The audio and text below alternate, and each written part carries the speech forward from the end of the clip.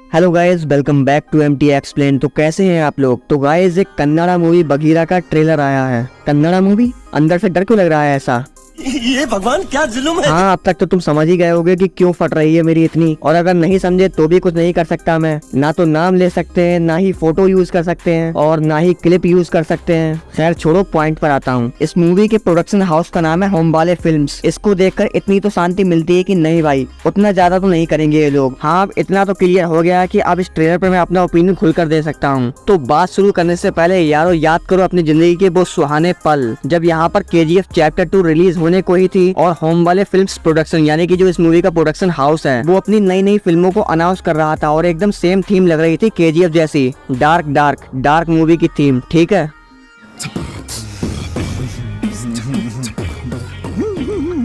जो सपने सजाए थे KGF यूनिवर्स के सलाह के रिलीज के टाइम, वो क्या हो गए, खत्म।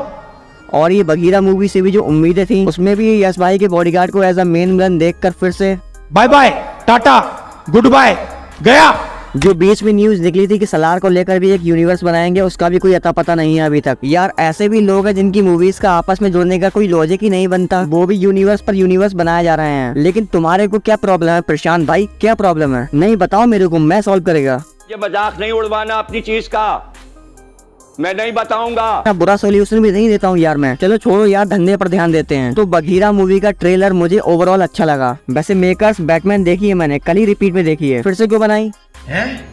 नोटी हो रहा। तो ट्रेलर शुरू होता है और हमें एक सीन दिखाया जाता है, एक बस या फिर समथिंग कुछ तो चल रहा है वहाँ पर। लेकिन जो लॉन्ग शॉट लिया है वो देखने में काफी अच्छा लग रहा है। ये देखने में काफी अच्छा तो लग रहा है, लेकिन ऐसा नहीं लग रहा कि ऐसी कोई रियल लोकेशन होगी नहीं। इन्होंने बाद में BFX में ही डाली है ये लोकेशन, ऐसा मुझे लगता है। ठीक है, लेकिन अब इस पूरे ट्रेलर को देखने के बाद अगर इस मूवी की स्टोरी का अंदाजा लगाएं, तो देखने से तो इस मूवी की स्टोरी बिल्कुल ही सिंपल लग रही है। एक ऐसी सिटी है जहाँ पर की बहुत ज्यादा ही क्राइम्स होते हैं, और वहाँ पर अच्छाई पर बुराई का राज होने लगा है, या फिर हो चुका है, और गरीबों पर अत्याचार हो रहा है, एक्सेट्रा एक्सेट्रा, यू नो। और जिस सिटी का की नाम है गॉथम सिटी, नहीं वो बैटमैन की है, इसका कुछ अलग ही नाम होगा। ठीक है, और वहाँ पर एक बंदा है जिसके पास की पावर्स हैं, ऐसी सुपर हीरो वाली पावर्स नहीं, बल्कि पैसा और फिजिकल पावर। और ऑफ कोर्स अगर तुम्हें एक सुपर हीरो के तौर पर सेट होना है, तो तुम्हारा मेंटली पावरफुल होना भी जरूरी है। अब विलन से लड़ने के लिए दिमाग तो होना ही चाहिए, वरना सोचो अगर बैटमैन के पास दिमाग नहीं होता तो उसकी तो मैया ही।